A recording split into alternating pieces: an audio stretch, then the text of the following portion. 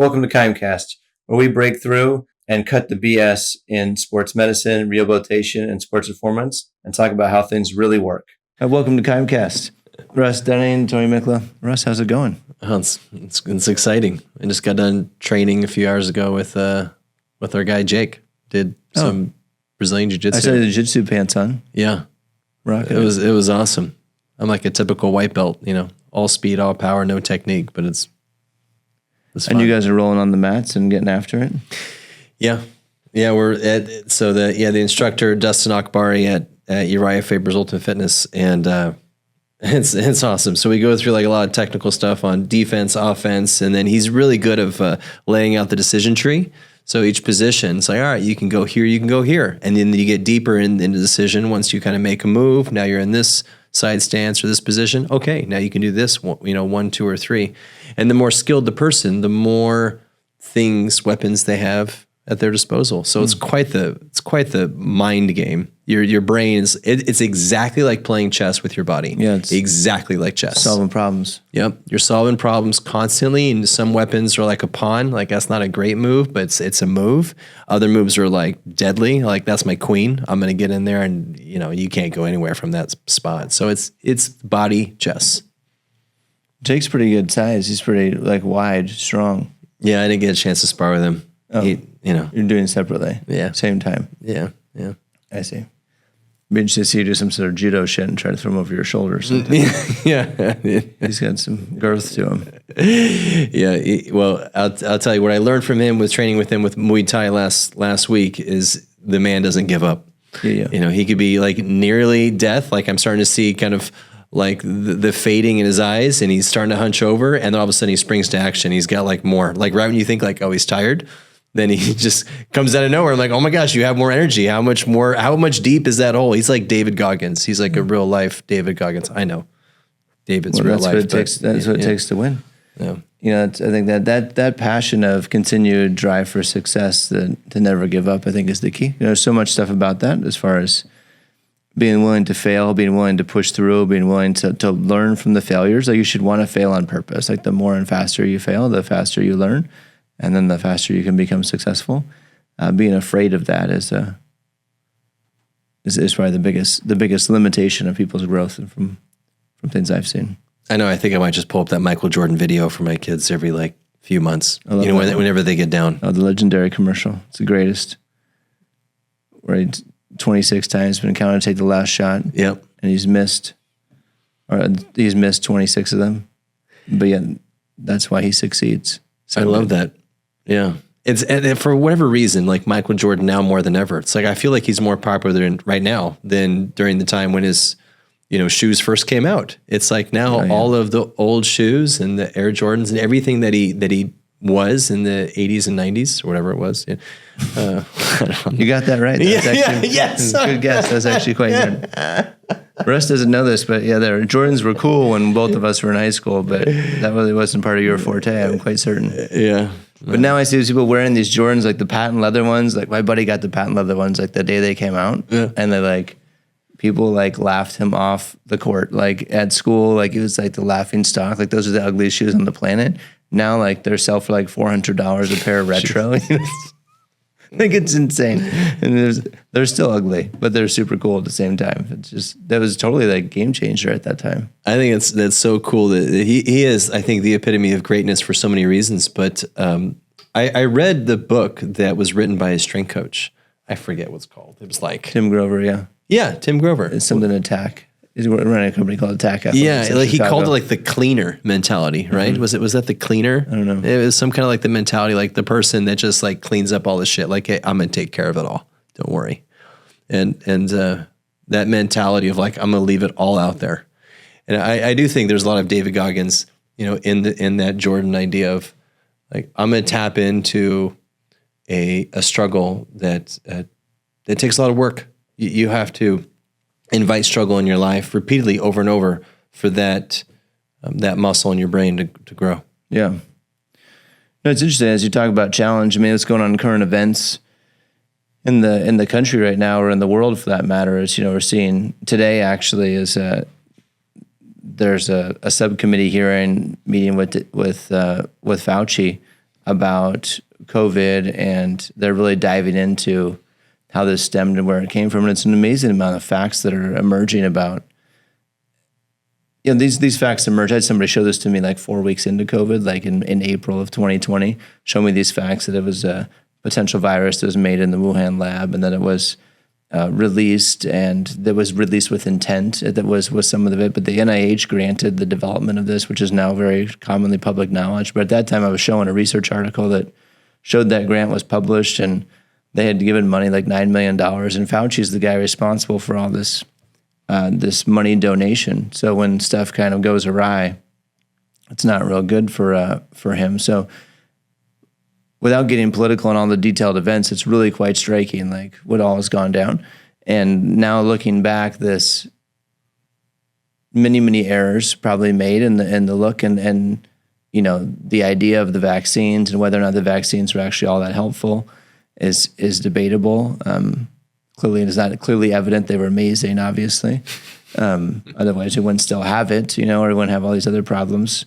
And then there's injuries from the vaccines and illness that we maybe haven't even seen to scratch the surface of that continue to produce problems. So nonetheless, just a complete thing. But a challenge, I remember that was such a challenging time for us. We stayed open throughout the time of the pandemic. And now as a healthcare business, we had the fortunate ability to do that. But that was still a battle within itself. There were still many challenges with our model being inside a gym environment, that even our gym partners in most cases shut it down for a few months, and we maintained to stay open. We lost a decent percentage of volume at that time, although our patients were tremendously committed and faithful and wanted to stay with what we were doing and the work we were doing. So we did not lose as much as others. So that was favorable for us. But I remember even every day during that time was trying, like, what do we do? How do we communicate? Are we doing the right thing by being open, or are we exposing more people by being open? Yeah. And the mindset that always we came back to was that, one, our staff was incredibly resilient to most illnesses because they're very, very active people. They're very fit oriented. They eat well. Everything that our team does is around that, because that's who they are and that's what they teach, is what they coach. So I think that we had tremendous support by our team, and they wanted to continue to be open and serve. And even our front office, even our admin staff, yes. They work out. They challenge their body. They go out on paddle boards. They go out on hikes.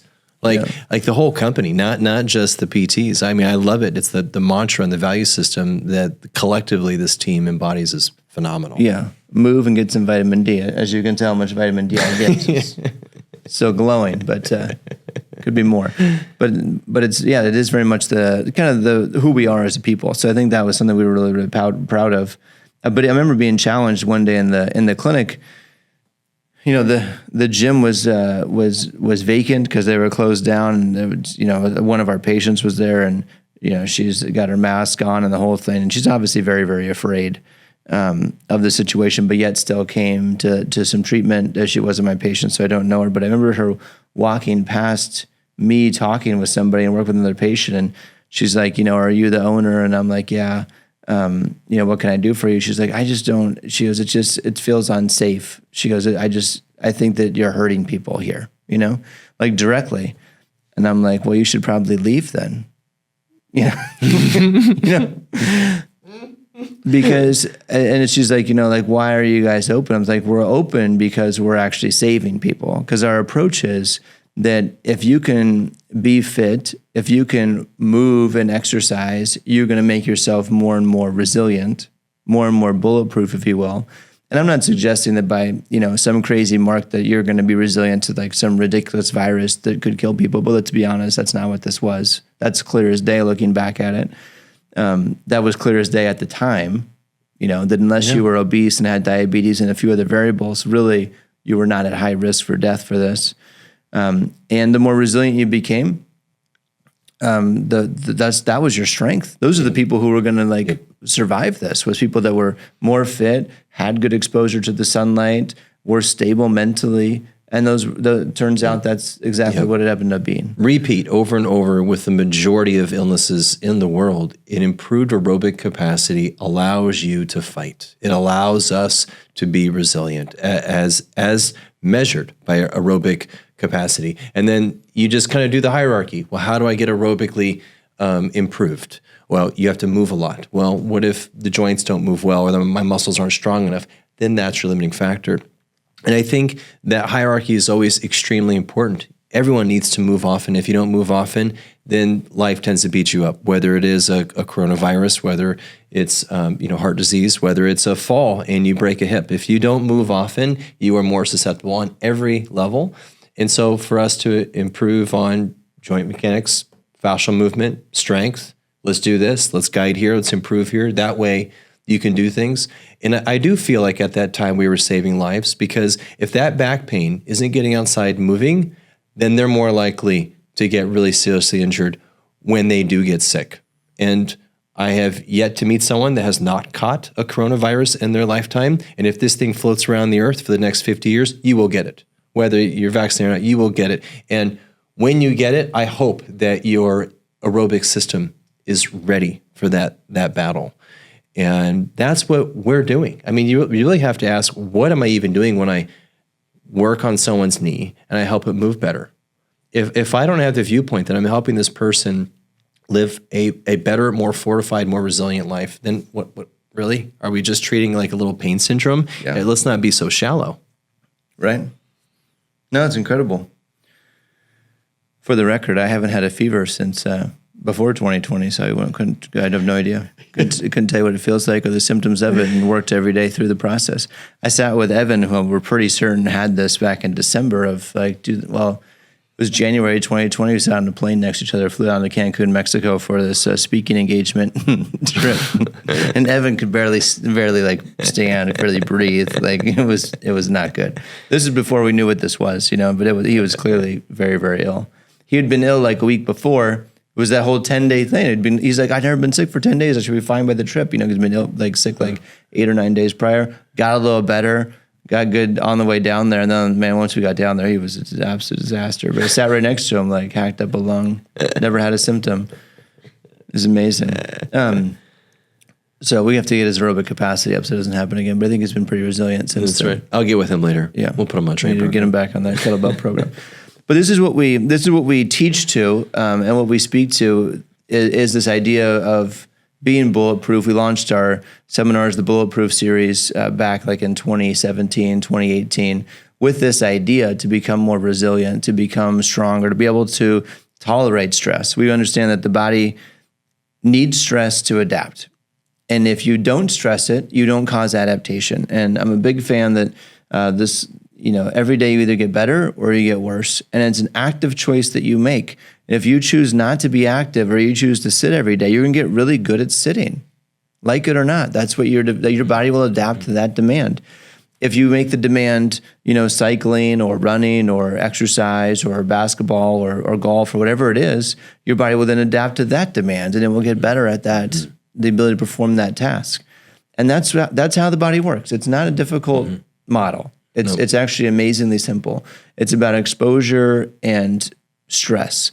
And you have to understand that everything that happens to you is a form of stress. Mm-hmm. So whether it be emotional stress or financial stress or work stress or relationship stress or physical stress, all of those are going to be stressors that are going to cause your body to adapt and change the way it responds.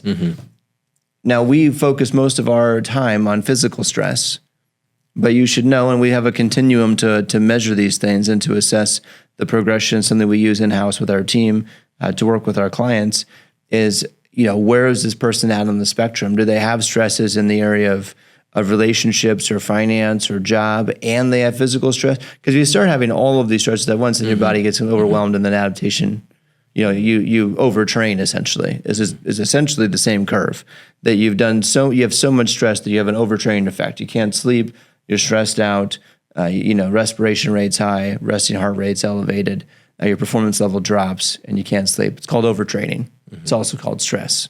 So it's the same concept, but you have to understand that all of them are cumulative on each other. And if you don't have, to Russ's point, an aerobic base where your resting heart rate can stay low and you can manage yourself and you can heal and recover at night and sleep. If you can't do those things, then you're in trouble. Right in tandem, I think it's easy to think of sickness. It's easy to think of fatigue or a pain syndrome. But I think we also have a brewing amount of brain injury in the form of anxiety and depression. I think when you go down this pathway, you start getting sick with every system. Whether it's an internal organ, it's your brain, it's your heart, it's your joint, it's kind of a litany. All systems intertwined for this reason. And I think the more we can speak to this mindset, in physical therapy, in sports medicine, in movement medicine, what are we even doing? And if we're not doing this, it feels too micro. It feels too small. You're missing the essence and the reason for the whole thing. Yeah. We spoke about this in our high performance meeting a couple nights ago, where we spoke about this concept of stress and how you have to look at a person when you're looking at all of the different types of load, how you can get them to adapt and have this compensation curve works, and that you have to take all of these aspects into play. So when you look at our model of this continuum, we have a few different bars. There's a very simple bar that says that you have to, get out of pain, increase mobility, increase strength, and then increase either speed or power, and then that's going to lead to performance, which would be like back to play, back to practice, back to competition. Back to activity, back to hiking, back to really doing the fun things where we get a flow-like experience. Exactly. So it's life, if you will. But then there's a couple other bars above that. There's a bar of, what's your heart, what's the capability of your aerobic system, and what's your capability of your aerobic system. So that if those two things have to kind of line up with the tasks of the movement, from mobility to strength, power to performance, and if things aren't aligned, then we end up with some problems. Absolutely. So your thoughts there, because you developed that aerobic side and the lactic side significantly. Well, it amazes me. I have a lot of professional athletes that are using the Whoop band. They went from the Oura Ring to the Whoop. And I think it's fantastic for these athletes to really kind of view their readiness every day, and largely based off their pain and their sleep. It's amazing how if you deal with pain and sleep and good nutrition, you can really feel quite ready. But nonetheless, I digress. So there's also the Garmin watch and the Apple Watch. They all do this. I think the struggle as you get deeper and deeper into data science is you start getting caught a little bit in minutia. I think still one of the most important measures of aerobic fitness is your resting heart rate. And I'm going to go back to this stat I read long ago, and I love the stat. Humans live about 2.7 billion beats. Mammals live 1 million. You do love that stat. Humans live 2.7 billion beats. It's such a cool stat. We have 2.7. How well are you going to use it? Now, a lot of people think of the average age of death is 83 to 85, depending if you're male or female. So that's a common stat. That is if you live past the age of 65, you didn't die from being a knucklehead when you were earlier, you're going to live to your more or less your early 80s. But more potent is 2.7 billion beats, and that means that the person that has a lower resting heart rate for 23 hours of the day, you live longer. You don't need to reference the average age. Your heart and your systems will go longer if your resting heart rate is longer. I said 23 hours because the design of the heart is if you stress it really nicely, pretty aggressively for at least an hour a day, then the other 23, it actually goes way down. But if you don't stress at all for 24 hours, it starts elevating. And that's the secret to the heart, is looking at your resting heart rate. And, if you're listening to this and you're fairly athletic, be in the 40s. If you're listening to this and you're mildly athletic, then be in the 50s. But God forbid, don't be in the 70s and call that healthy. That's for damn sure. That's a problem. No doubt about it. I think there's some really cool stuff there. We started, we looked into resting heart rate now with Whoop and Apple and stuff. You can see this stuff so clearly.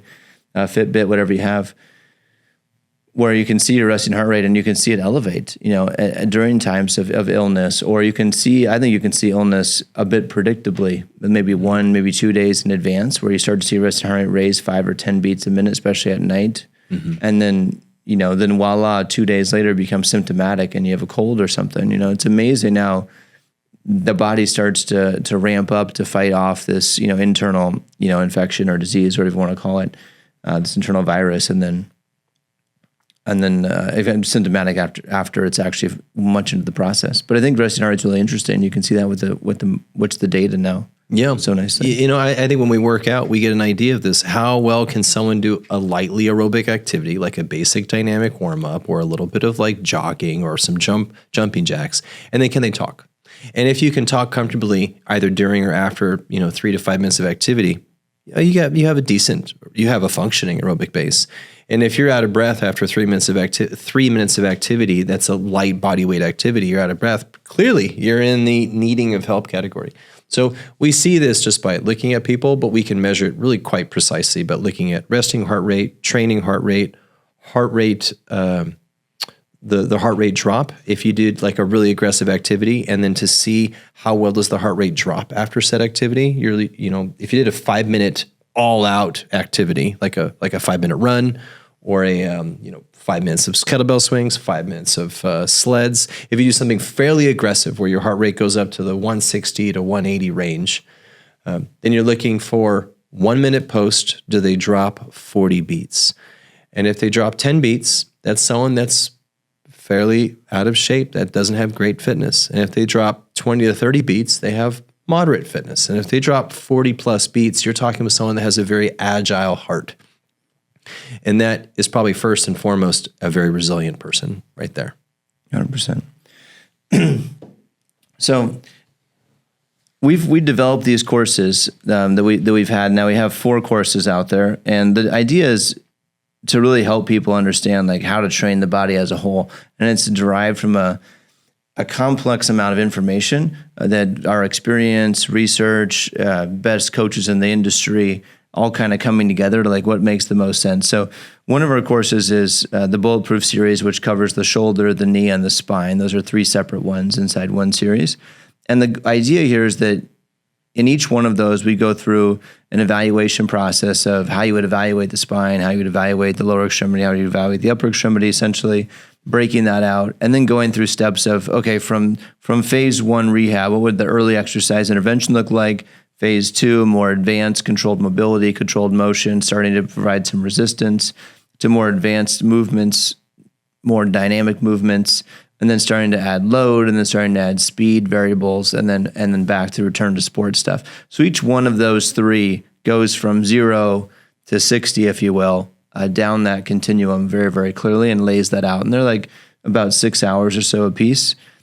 In video form, those are available if that's something that interests you. And then the other course that we do is our Kettlebell Resilience course, which is named that exactly for that reason. Honestly, we did a lot of work with Strong First for quite a while, which we really have liked their program, and that was super inspirational.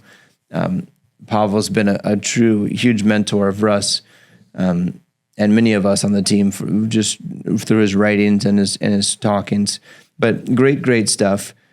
We became a bit disenchanted with Strong First because of the challenge that it was to follow up and continue to be certified, as well as some, we're having 12 to 15 of our clinicians wanting to get certified at a time and go through the process. And, Strong First kept changing the schedule, and things were being canceled. And then they were not wanting to give refunds or put credit towards going to another look. It was really kind of went through some financial disasters there, in our opinion. And so therefore we decided that it's not really something we can truly support or promote, especially within our own team. So we moved to developing our own certification program through the Kettlebell because we were so inspired by what we had learned through it and how we were using it, that it's really something that's quite cool now. Yeah, I think I'll definitely say Strong First has a very sharp edge to it. And I loved Pavel for that reason. I think defining a company on that edge was special. He was very pivotal in saying, this is how we do things. We follow this 10-step. You have to nail, has to be perfect. We're going to have a very hard test, and we plan on many people not passing the test. And I love the edge of that company. And coming back to like what we are collectively as a sports medicine company that speaks with a little bit different of a tone. I personally have I have a great love for a sharp edge. I think you have a bit of an edge. Yeah, I would say so. Yeah, I like the it edge. could be done by handstands. Yeah, It could be done by having athletes crawl for multiple minutes without resting. It's definitely an edge. Hitting them in the stomach while they're doing squats. But I didn't feel a few items. I definitely wanted it to speak more to the sports medicine practitioner rather than the most advanced strength coach, and so I think pivoting and making it more about health and less about developing a weapon was a shift. It was a philosophical shift. Yeah. And so what we did with our Kettlebell Resilience is we have I'm not sure if you can call it like a stopgap, but we have a stopping point in the middle of the test that you don't go on to phase 2 until your heart rate recovers. So I tried to put a little bit more of a protection layer that says, if you're just like a typical strength athlete and you try and show up to a Kettlebell Resilience program, your heart rate is going to be crushed. You're going to climb very high after some 100 kettlebell swings, and it will not come down if you're not appropriately conditioned, and you don't get to go to phase 2 within that test unless your heart rate drops to 130. And so putting that stopgap was really important. I think it's a big one. I think that it's great for a couple of reasons. The other big factor was we found that the biggest reward of doing a kettlebell certification as a participant or as an educator was the preparation.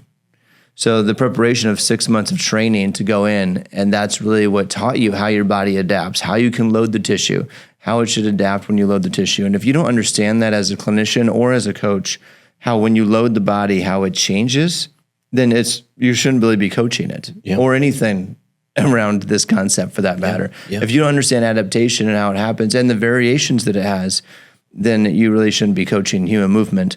So we felt that was very, very valuable. So in this case, we wanted to ensure that people did the training. That you didn't just show up as a strength coach and be like, well, I lift heavy things. I could come get this cert. No, that's not the case. You actually have to train for this. That's right. So that you can learn how to do the movements so that your heart rate doesn't spike. That's right. And more importantly, so that even as you're doing the movements, it can recover rapidly. Yeah. Which is critical for sport. No matter the sport, you can talk about every sport, that those timeouts or those breaks or the times in between plays or whatever it might be are the critical moments of success.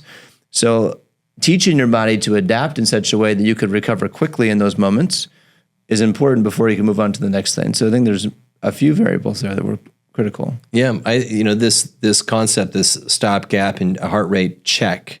We were talking many years ago, and our good buddy, rest in peace, Vince Minnie. He played elite level football. He was elite power lifter, elite athlete at every aspect of his growth, athletically. And it's funny. This is NFL football. I think in the early '80s he played. Yeah, probably early '80s, mid '80s. Yeah, whenever Lawrence Taylor was playing. I know that. Yeah, he played for Jim Moore on the Eagles. Yeah. Yeah. So he said that when they would do conditioning, they would do sprint conditioning, and you weren't allowed to go the next sprint until your heart rate had a particular drop. Then you could go again. It's always fascinating how oftentimes old school methods are still holding true as that's the best. And the reason why is you wait for the system to be recovered enough. That way you have elite speed yet again. And if you go too soon, it becomes an anaerobic flood of lactic acid, and as Pavel would say, you're enduring an acidic bath in your body, and that training only gives you so much benefit. It's fairly short-lived. That if you delay your activity until your heart rate recovers and then go again, that type of training can go on almost indefinitely. You can continue to train like that, and your body will adapt more fierce. And so it was frustrating, going into some of the more elite, like strong first testing and seeing injuries happen, because I knew that the person wasn't trained enough. And so we wanted the Kettlebell Resilience to have a protective layer, because obviously as a sports medicine company, we can't support a testing where people come and get effed up because they're not appropriately trained. So having that gives us, I think, some protection. And knowing that every practitioner that comes to Kettlebell Resilience, you need to do the preparation. You need to hit the strength benchmarks. You need to hit the conditioning benchmarks of how your heart rate needs to drop. You can't just show up and see how David Goggins you are and go deep in a hole and I think it's less about us protecting ourselves and more about, if you're doing the work, you're protecting yourself, your own body, right? Yeah, that's the point. It's like, prove it to yourself that you can make this happen, that you can make this recovery heart rate happen and then get yourself ready. I think one of the, whenever we look at a sport, like when I was working with Stephanie and we were traveling around with UC track and field, we were doing the discus, she'd make one throw, which obviously didn't really build up a sweat, and then go sit for 15, 20 minutes till we had the next rep. We had to go through a complete re-warm-up preparation program that wasn't common in the sport at the time. And I'm like, Steph, we got to get up and do some things so you can prime your nervous system to throw at your hardest. But you can't go sit 15 minutes and stand up and do a practice like, shadow movement and then go through. That ain't going to work for me. So we made some changes there. But I think when, Dana White changed the UFC and like boxing was like at best like 3-minute rounds, if I'm not mistaken. And to go to this like title fight 5-minute round, I mean, that's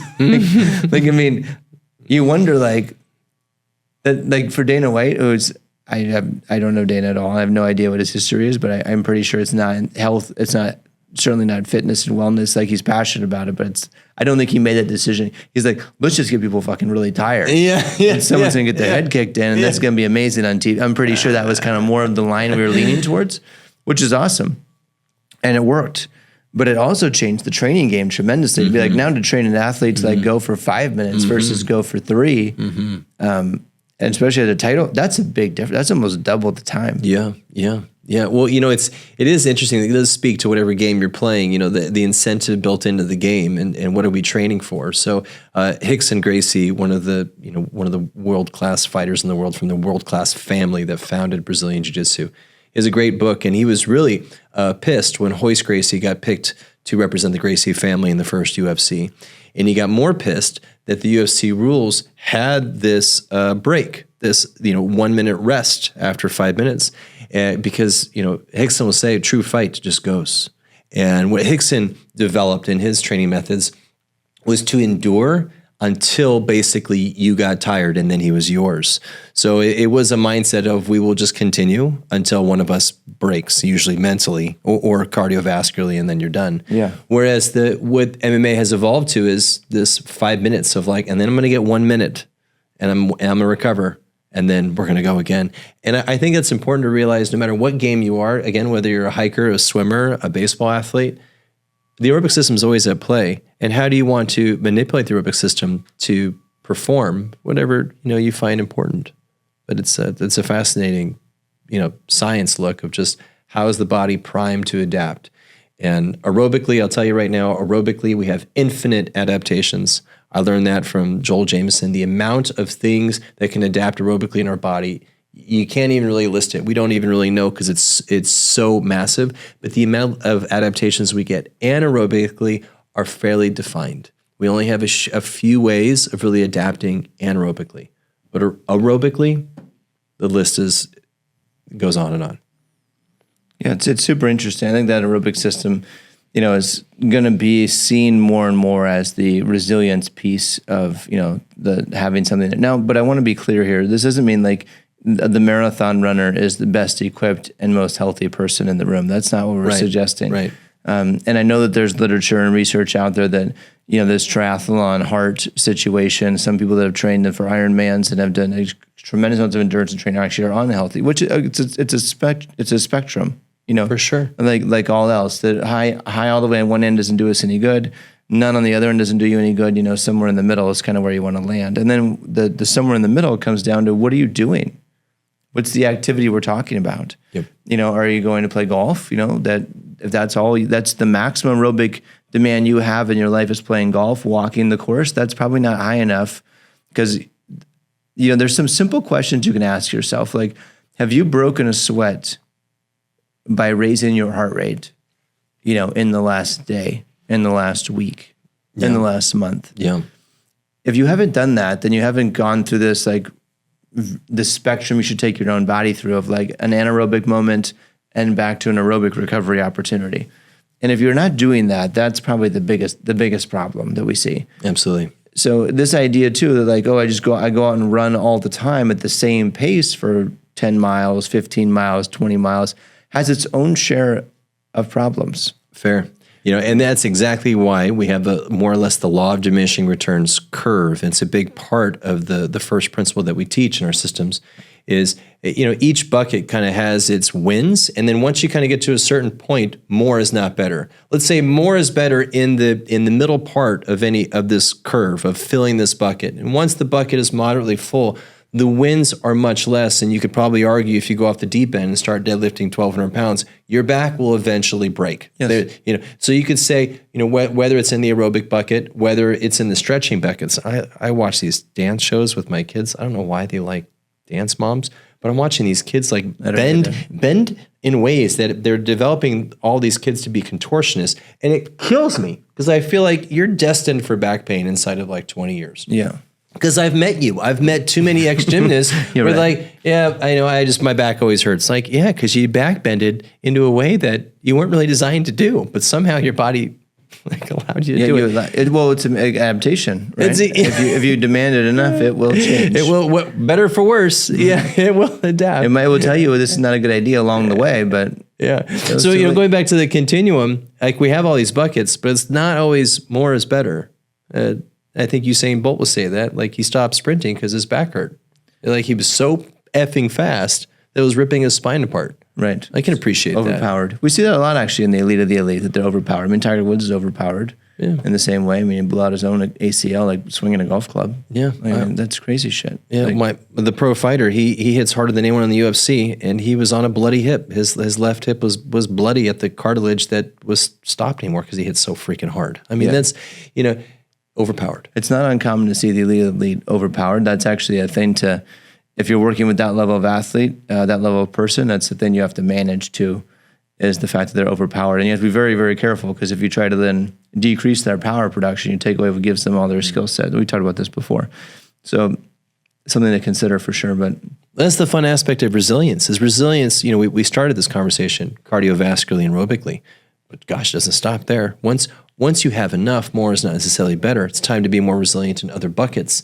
I think that's the most fun thing is this resilience can be multifaceted and really be a lifestyle. Yeah. That's why we thought that this tool, like using the kettlebell as a tool for us, has been such a tremendous opportunity. Like if you think about just fitness as a whole, if you look at our continuum and looked at, my career and working with athletes over time, in physical therapy, we tend to underload people as a whole, right? And then the weight room, I don't mean this in a negative way, but probably tends to overload people. Like there's a diminishing return at some point. It's a critical development process in the athlete, although that's a bit debatable. There's many people that made it to the big time that have not spent any time in the weight room, I've learned, which is amazing.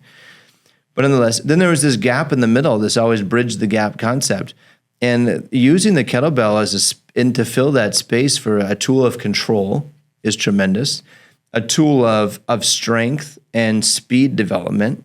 So to actually train power and speed without having to do a power clean. Mm-hmm. Could we do a swing instead? Or could we do even a single arm snatch with the bell? Mm-hmm. There's many variations of that we could do that would give us similar benefits. Mm-hmm. That would be cleaning with a much less load, with a much lower risk. Yeah, and much less learning. You don't have to spend 3 years to kind of get good to lift. Olympic lifting is a sport for a reason. It's a sport. It means you have to practice it and get good at it over time.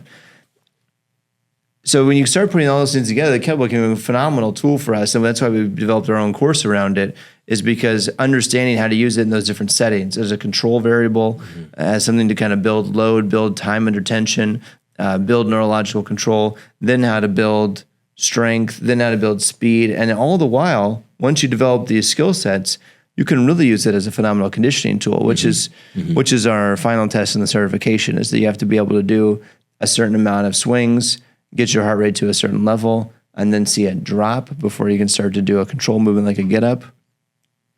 And then get it back up, drop it again, get it back up, drop it again. And the star rating at which you are certified at will determine your ability to do that action. Yep. I'm gonna reference the book again called Flow, and Mihail, famous researcher from 4 decades ago, kind of describes like all these great experiences in life need benchmarks. We need a benchmarking system, we need a feedback tool, and then we can engage in an activity that kind of keeps us interested. And so, you can, I think more common word these days is to gamify something. Whenever you take I think Orange Theory did this brilliantly. I think CrossFit did this brilliantly. They gamified fitness. Yep, and if you can kind of gamify any aspect, you kind of keep people engaged, give people something to shoot for. And that's what we did with Kettlebell Resilience. We did 3 stars, 1, 2, 3. The hard part is to do 1 star, you kind of have to be pretty darn good. So our starting point is for sure high. Still a high threshold. For sure. Yeah. Absolutely. All right, so let's do some questions. We had some questions on the channel, so I want to take some time to kind of answer a few questions. Jesse, can you look up the question from Beth? I want to make sure that I answer that properly. If you can see what she posted. But in the meantime, we had another question. Question from Joseph came in about how we could provide more references for some of the things we talk about here on the pod, and that'd be great. So, Joseph, if you'd like to volunteer, we'd be more than happy to have you as the research partner to produce all of that material and post it so cleanly for everyone. Yeah.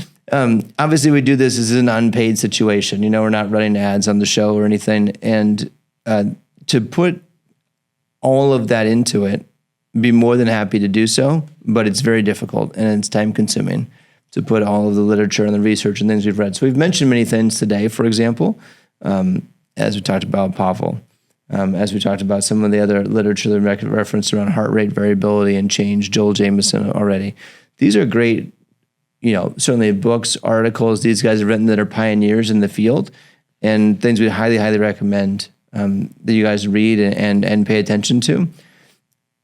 There's not a lot of shortcuts for absorbing this material, and getting it to you in a shorter path isn't actually better.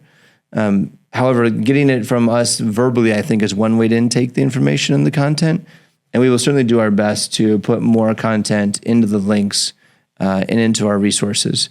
If you're interested in taking any of the courses, which I know Joseph has done, if you're interested in taking any of the courses, the Bulletproof courses, the literature and the articles are well threaded through there, and you get access to much more of that type of content in that way. So you'll have all of the background information of where we come up with some of these outrageous and outlandish decisions that are completely logical. Yeah. I always contact my assistant. I talk with my assistant every day when I drive. Her name's ChatGPT. I've customized her with her voice. I've customized with her uploads. I've uploaded everything that I know and that you know. Yeah. I took your whole brain, Tony, and I put it right into her. And then it's really quite nice. I say, give me citations of literature over the last 5 years that are relevant on this topic. And I want 3 sources on each of the big categories. And I'll just drop a transcript, or I'll drop some thoughts in. And she's become my she's a she, because I talk with you enough. I don't need more male voices in my head. So best. But she's become a nice way of synthesizing. She's like a modern day Google Scholar. Yeah. I think to clarify, using AI can be a phenomenal tool to use it as a research support tool to help you kind of filter through some information. We're not using it in an absolute fashion, but I think it's a great way to kind of synthesize information more quickly, to gather information to a collective spot, perhaps to summarize some things. I had a fearful patient that said, Russ, you need to be careful because, the AI hallucinates. I said, well, I am still reading.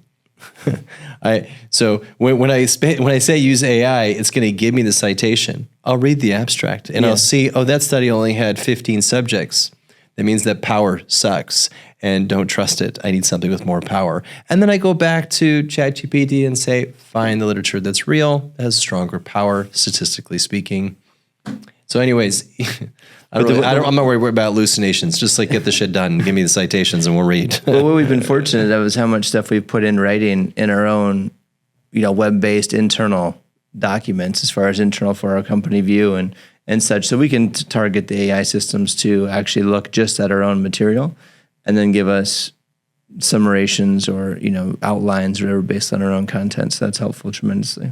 Yeah, I think that's the biggest threat is when people ask any kind of AI bot, they're basically asking the average thought across the internet. Yes. Not necessarily the smartest. It's just the average thought. If the average thought's quite dumb, which I think is prevalent in sports medicine, oddly. Yes, everything's dumbed down to the lowest common denominator. Yeah, because all the people that are working with D1 athletes, they were there in spite of you, not because of you. So I think so much of what is held elite is because you're working with an elite person, not because you actually developed someone elite. And I think that faulty consciousness is everywhere. We're going to talk with a strength coach of some big time, NFL. You think that person made that athlete? I want to know the person at age 13. Who did they work with? And I bet you that person had low skill, high passion, and they worked with a super compensator and went through the roof. So nonetheless, I think that we have a faulty sense of actually who's good and who's not in this grander industry. And if you ask an AI bot, it's going to give you the averages. So having your own voice is important. Doing your own thinking is becoming more important. And the more people rely on these systems to do the thinking for them, they're just going to be the average person. Yeah. And not the special person. I think what's so cool about today's, some of the benefits of today's content delivery, I really like this medium of a podcast where you get to hear some more off the cuff thoughts and some more maybe detailed thoughts from a thought leader or a thinker. Whereas what I hate about today's medium is using social media as these very, very small abstracts of ideas, which, is more than enough to be dangerous. And it's unfortunate that I think people are learning in this way, because I think they're not seeing complete pictures. I really struggle with that as far as how people learn, that I think they're not getting the complete story through those systems. But so I think you have to be careful with AI. But my number one way to recommend learning is to get around the people that you want to learn from as close as you can. Whether that be going to visit them, shadowing them in the clinic, having conversations with them. I can't think guys I know enough around the country that are in different involvements in different sports, different elite levels, different clinics that I talk to on a regular basis, where a lot of information that we put together and put it into a process and put it into a system that works for us comes from a lot of those conversations. It's not coming from the written literature that's 10 years behind what's going on in the world. I think, if you're talking with someone and they say any thought, and it goes something like, oh, I saw this post. If you can't name the person that you got some special thoughts, special knowledge from, then I'm not sure that you're truly learning from a principle critical thinking manner. If it wasn't, that's what I appreciate about a textbook, is you're talking about a person that probably dedicated 3 to 5 years of their life into putting those thoughts together. And when you're reading at least like a 10-minute article, you're doing that. Right now, podcast, it is off the cuff, but the off the cuff is we're giving insights on the other books we've read and the research that we've been a part of. It's applicable knowledge. And that you shouldn't learn from a podcast. It should stimulate where you need to learn. It should stimulate your own brain of where you should put energy into. And if it probably takes influencers an hour to make a stupid infotainment post. It's like if that's where you're learning, that's not deep enough. That's not deep principles. And that's what we did with the continuum, is we tried to draw first principles of how the body works and tried to layer it with movement and capacity, which we'll call conditioning or call aerobic and anaerobic energy systems. And looking at it from a first principle standpoint. And I think the only principles that are deeper than this really have to do with chemistry and physics and math and science, but pulling that out and having an applicable rubric has been the obsession of our basic continuum that we apply with the body, with the Bulletproof series, and with the Kettlebell program. Oh, love it. Okay, next question, Joseph. Thanks for that question. Next question is from Beth. This is regarding the rehab process. So she's gone through a hip replacement surgery, but she's a very young, active, competitive skier. So she's about 54, 55. And so she says, motivation and mindset is constant work, which has me looking for new ideas to motivate me. So her orthopedist surprised her with the option of PT at home using a device. This is like an app-based device where it measures range of motion and number of reps that the person is doing. And they give it that option, or to go to a live PT. And she's like, clearly I want to go to the live PT, because she found that the live PT was much more motivational and helped her kind of stay on task and continue to like provide the right challenges. And, what do we think about this idea of how we attack mindset, and then how do we what do we think about some of using these types of technologies, which are recurring? So, a couple of things first off, from a therapist standpoint, if you're a therapist and you could be replaced by technology, you have a problem. And we just talked about one of the problems that's going to replace you. And we talked about this on a podcast a few times ago that AI will replace you. If you go right now into any of the chat systems and you queue it properly, which Russ could give you a tutorial on, if you queue it properly, it will provide you with a protocol that's far better than I've heard in most clinics over the last 20 years. It's very, very good. It's very accurate. It's based on literature. And it's at least as good as what's usually being applied, if not better, and more current than what most clinicians, I would say, are applying in the physical therapy space. Now, probably not people that are listening to this podcast. Let's be clear. But the majority of, if you guys are listening to this podcast, you're smart, you're interested, you're trying to grow and develop yourself. But there's a majority of our population of therapists out there are not in that camp. They're in the camp of, I've kind of thrown in the towel, in my opinion, not our people, but the general physical therapy group is kind of just going through the motions and not really pushing themselves and pushing the edge. And I think that's created, we talked about this several times on the KIMEcast in the past, like how that's created some problems economically, financially for this industry, is that we haven't proved our value, et cetera, et cetera. Okay. So AI has a chance that it'll very well replace you. And this is a tool that's similar to AI or uses an AI-based system where you can use an app that will tell you what your home exercise program is, which is standard because say it's a total knee or a total hip. You already know what the exercises are. It's not like this is rocket science. And AI will definitely tell you what they are if you don't know what they are. And this little machine will count them for you. And it will tell you how many you performed and how many times a day you performed them and what kind of range of motion you went through. And that's really good, nice information. But if we're going to let the healthcare industry or the technology industry diminish the profession down to those variables, then yes, you've lost. Yep. You've absolutely lost. But if you talk about the first, 45 minutes of this session we've just been talking about how you understand adaptation, you understand stress, you understand the multiple levels of stress and how it impacts the body, you understand the pyramid that we use of life, of do you have the foundational fundamentals of nutrition, sleep, movement, stress management? Do you have those 4 things in check? And as a clinician, can you coach to those 4 things as they continue to emerge during your patient's life cycle? And if you cannot do that, then you will be replaced 100%. Because choosing exercise is not the game. No. Choosing when to do the exercise is probably the game.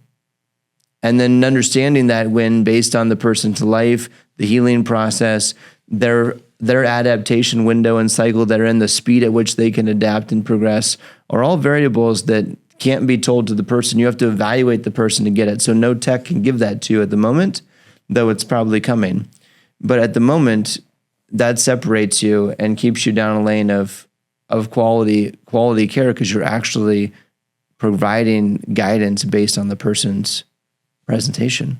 Yeah, I'd say most patients that I have a problem to solve every time they come in. Every time. I'm thinking. Every now and again, I get a patient that's so smooth and on protocol and doing all the things, and it's rare, and I'll say, no change today because it's only week 7 and you're doing everything I want you to do. Maybe just I'm going to help you move a little bit better here, So, but it's rare. Most of the time we really are solving problems. And if you're not solving a single problem and you're just running, it's like the mill, boom, boom, you're probably not helping people that much. Absolutely. I couldn't agree more. I already know what's going to happen. I've seen it enough that I can know, hey, it's 7 weeks. It's either it's somewhere on this spectrum. It's either this or that. I pretty much know what's coming. And I'm still not bored. Yeah. Because it's good. You're right where you're supposed to be, or you're not where you're supposed to be. Either way, I know what to do in that situation. Yeah. But if you're right where you're supposed to be, let's talk about something else. So let's challenge you in a different way. We're a detective on a crime scene. The crime scene's the body. Yeah. And pain's the villain. Let's go ahead and it should be fun. Yeah. Solving problems is fun if you're well equipped and you actually see the problem. But if you're blind, if you have blinders, then it might feel quite boring. Yeah, 100%. And if you're at that point where you just, Yet the person comes in, oh, they're at 8 weeks. So, okay, I'm going to read this off the chart. I'm going to just hand you the protocol, and this is what you do at 8 weeks. I mean, yeah, you're done. Yeah. I mean, you're not worth the $20 copay, in my opinion. You're certainly not worth the $50 copay, which is where everything's going. And you're certainly not worth the hour of time that person dedicated to driving their car to come see you. Yeah. I mean, that time, those times are over. So that has to change. If you want quality clients, if you want to help people truly improve their lives and get to a certain place, you have to engage with them. And there's many strategies to engage beyond that. But as long as you're showing that you can see those 4 pillars, you can make critical decisions and work with the patient through those, I think you can be really, really successful. I think there's many other challenges. But as far as the mental toughness on this one, I think that, it comes down to goals. What is the goal? What is it that we're trying to do? The first 2, we just did this in our high performance programming session. First question is, who are we dealing with? Who are they? Mm-hmm. What's up with this person? What's their story? Mm-hmm. Why are they here? Why are they willing to dedicate 1.5 to 2 hours to be in our presence? Why are they paying for this? Like, who is this person? Like, what's their motivation? What's their thing, right? And what's their identity that they've maybe lost? Yes, 100%. And then, what do they want to do? What are we training for? Mm-hmm. Are we going back to dance? Are we going back to hiking? Are we going back to football? What level? What position? What are we doing? Mm-hmm. So first who, then what are we doing? And then you can set some goals and you can say, okay, where are you at now?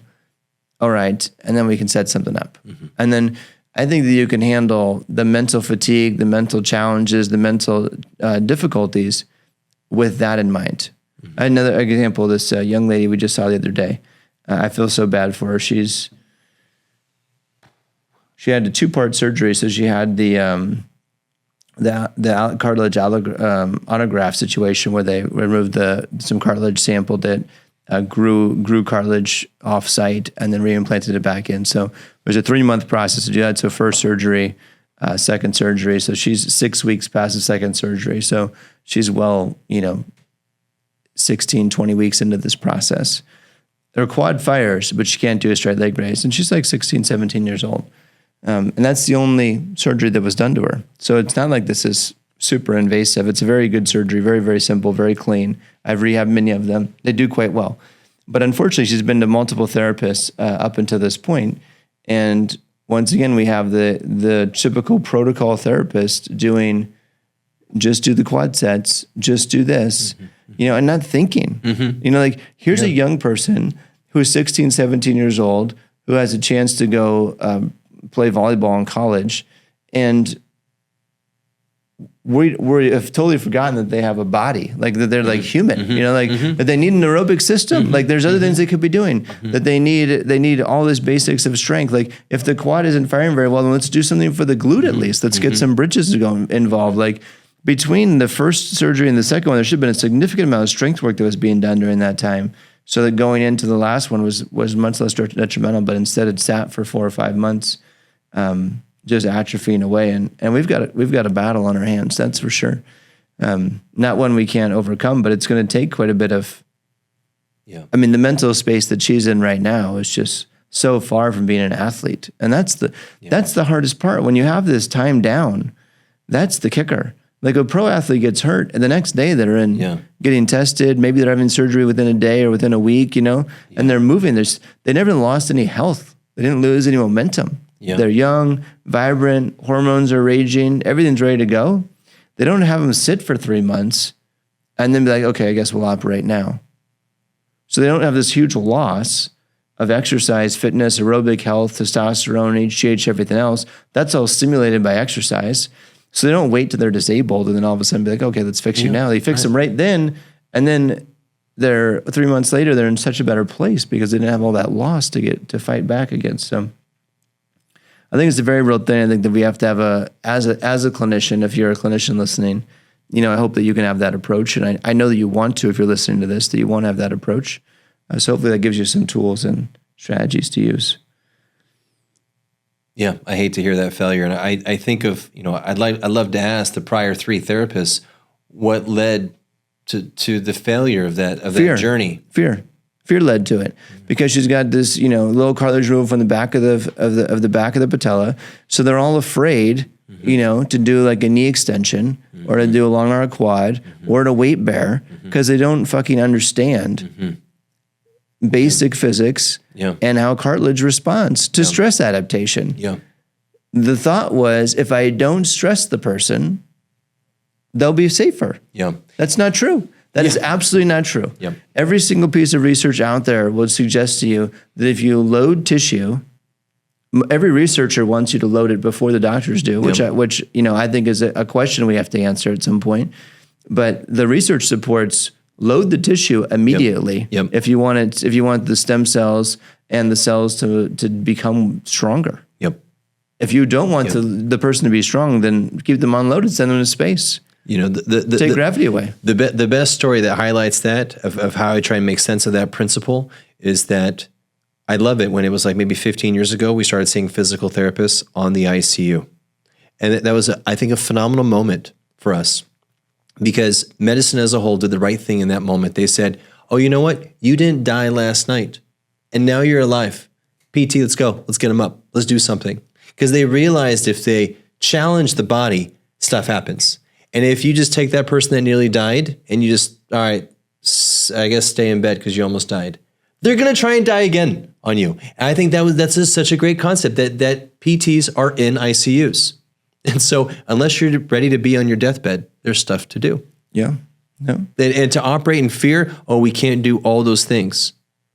Really? Do you think the body is that soft? It's not that. Exactly. Let's make it more bulletproof. It's back to what we were talking about today. Yeah, and obviously you're not saying let's do plyometrics. Let's do graded, progressive, smart exercise, which means that the PT needs to not be fear-based. And you become not fear-based when you become confident in your competence. When you've read enough, done enough, seen enough, watched enough, and that's how you get it. You don't get it just by being ballsy with a patient. You have to read, probably not on Instagram. Yeah. No, follow-up thought on that same idea. We talked about this several weeks ago. Father-in-law got hurt on New Year's Day, fell, broke his femur. They operated the femur.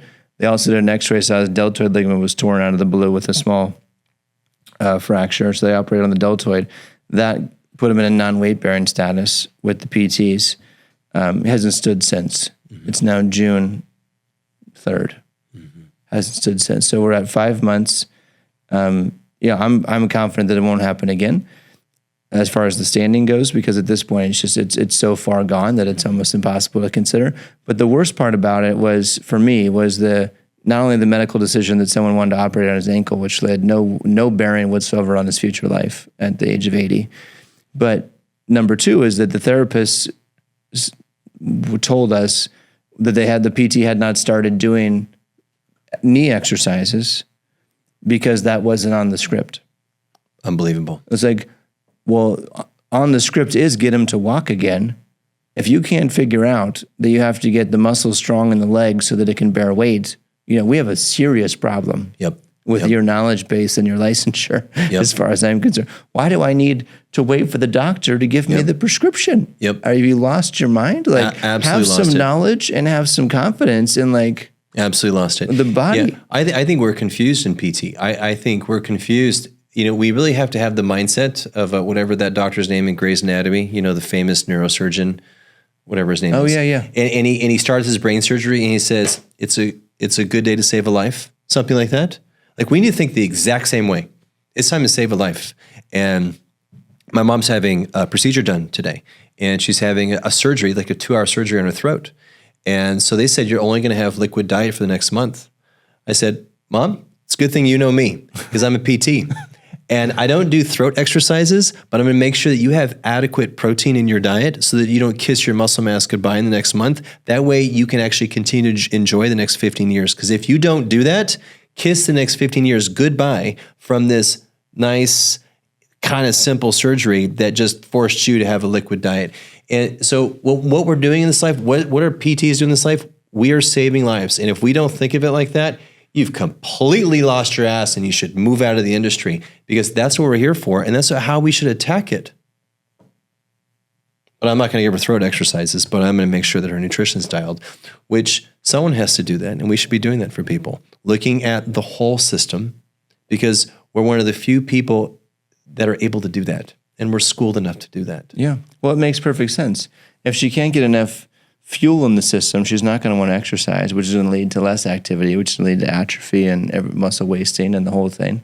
And she's had her own challenges with activity over the last few years with some procedures she's had to have done. So, right, you're just saying it's taking someone who's already challenged and giving them so much more and then putting them in bed for like weeks is like the worst thing that can be done. It does. Yep. We've learned this already over the last 20 years. This is great. Another reference, Atul Gawande, this book, it's 3 books he has. One's called Complications, one's called Better, and then the other one's called Checklist Manifesto. But he rips the medical community for this dysfunction. This is about 10 years ago. He was a resident at Mass General in Boston. His books are fantastic about challenging the learning process and what we've learned and what we haven't learned. And this is a perfect example of not leveraging the things that science has already shown us to be effective. Mm-hmm. That we know that a lack of movement is not a healthy option. Mm-hmm. We know that. Like, we've proven that. Like, look at how we used to rehab the ACL back in the 80s and 90s. You put them in a full leg cast for 2 months or 6 weeks, and then you put them in an immobilizer brace. That's 12 weeks out. The leg was healed, but it was so weak, it still took 2 years to rehab the person. Mm-hmm. Now the person walks out of the OR. Yep. Not that much change in the surgery to justify non-weight bearing to weight bearing. Just less fear. Yeah, it's just understanding healing. Yep. But the difference wasn't bone drilling. Yep. The afraid of doing one thing wrong over the next 10,000 people will cripple your ability to help anyone. Yeah, yeah. But use your brain. Don't do stupid shit. But I mean, completely. But at the same time, understand what science has shown us, and let's be smart about it. Thanks for watching KIMEcast. If you guys have any questions, jump in on the link. Feel free to share, ask some questions, so we'll answer them here as we did today. That was fun. Sweet.